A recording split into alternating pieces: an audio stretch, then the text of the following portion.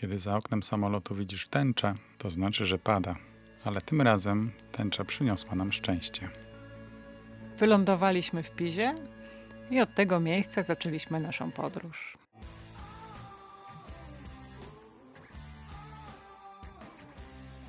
W tym roku na wyprawę wybraliśmy się we czwórkę. Może jest mniej romantycznie, ale kolacje są zdecydowanie weselsze. Przez kilka pierwszych dni na noclegi wybieraliśmy mniejsze miejscowości, żeby wczuć się w klimat Toskanii bez natłoku turystów. W ciągu 9 dni pokonaliśmy 470 km. Odwiedziliśmy małe miejscowości, o których nikt nie wie, i wszystkie pocztówkowe miasta, z których Toskania jest znana. Pierwszego dnia nasza trasa wiodła wzdłuż wybrzeża z pięknym widokiem na morze i skały.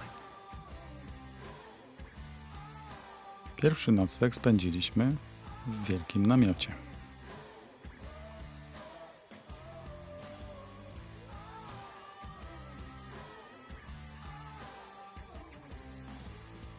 Wybierając trasę, inspirowaliśmy się słynną Toscany Trail.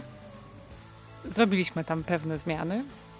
Wybieraliśmy małe asfalty, piękne szutrowe drogi i inne trasy, nie zawsze rowerowe.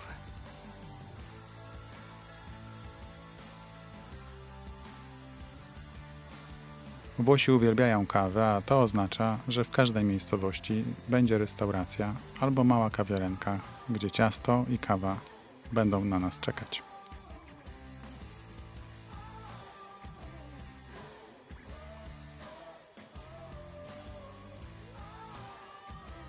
Wybierając się na urlop do Toskanii, należy pamiętać, że niektóre podjazdy będą miały 7-10 km długości, a na rowerze może to zająć nawet godzinę.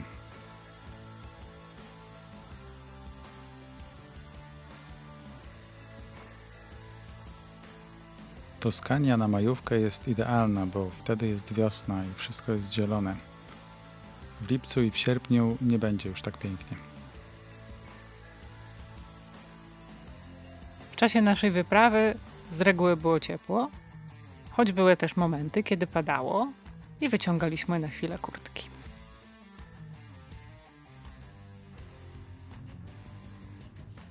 Przemieszczaliśmy się z miejsca na miejsce.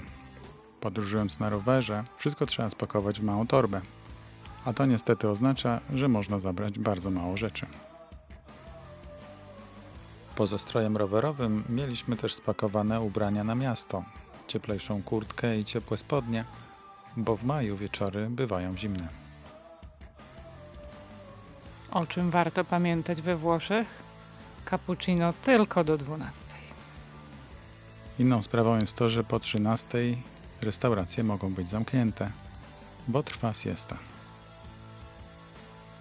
Naszą wyprawę można by nazwać Gastro Toskania.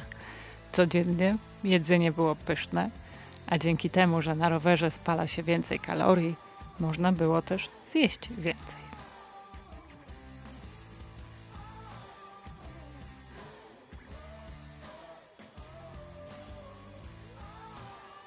Zdecydowana większość miejscowości to dawne twierdze, a ze względu na swoją funkcję wszystkie umieszczone są na górze. Jadąc samochodem nie ma to większego znaczenia, ale na rowerze zawsze oznacza podjazd.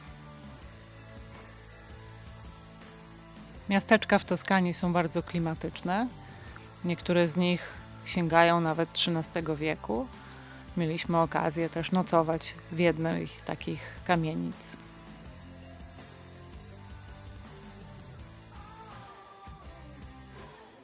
Jeden z najciekawszych noclegów to nocleg w winnicy, gdzie mieliśmy okazję nie tylko zjeść kolację, ale też spróbować lokalnego wina.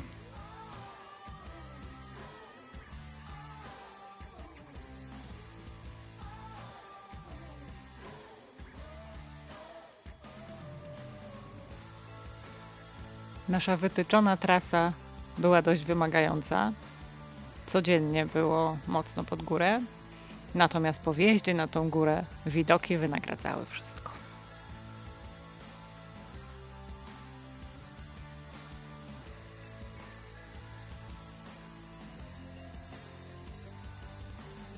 Kiedyś zwiedzaliśmy już Toskanię samochodem, zaliczając kolejne miasta.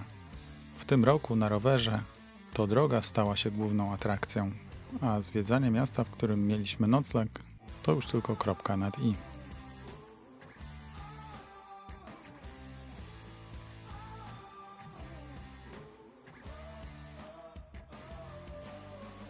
Najładniejsze momenty trasy w Toskanii rowerowej to Strada Bianca, czyli tak zwane drogi z białym żwirem wzdłuż zielonych cyprysów.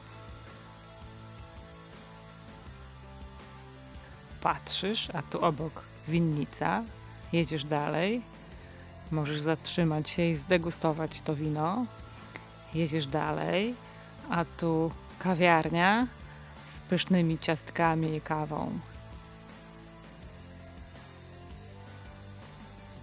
Codziennie rano wgrywaliśmy trasę, która prowadziła nas do kolejnego noclegu, natomiast w ciągu dnia często dostosowywaliśmy tą trasę do tego, co się dzieje naokoło.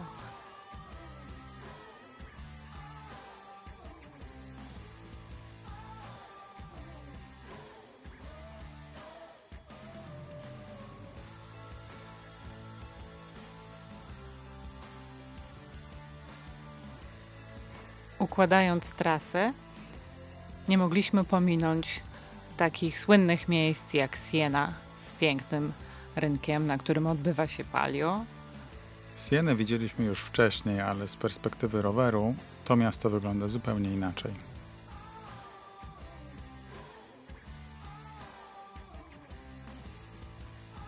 We włoskich restauracjach mają oczywiście karty win, ale wystarczy zamówić house wine, czy wino domu i zawsze jest pyszne. Włosi jedzą mało w ciągu dnia, croissancika, kawę, natomiast kolacja to prawdziwa uczta, składająca się z kilku dań, deseru, na które jest tiramisu czy inne dolci, i amaro, które poprawia trawienie.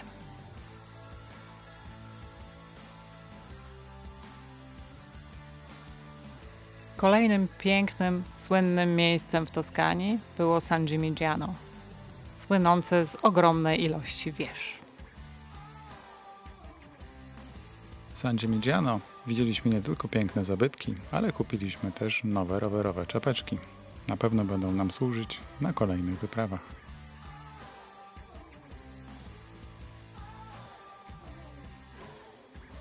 Najtrudniejszy podjazd to podjazd do Volterry.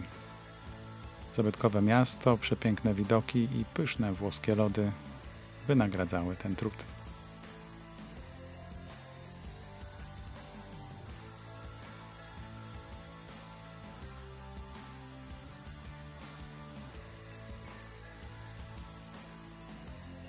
Spaliśmy w różnorodnych miejscach. Najciekawszy nocleg to była winnica oraz taki toskański dworek, który tak nas zachwycił, że spędziliśmy tam aż 2 noce.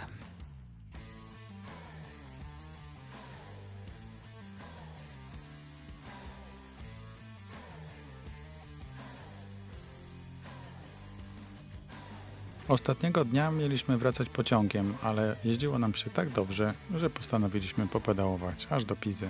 Gdzie oczywiście dojechaliśmy pod krzywą wieżę na małą sesję zdjęciową.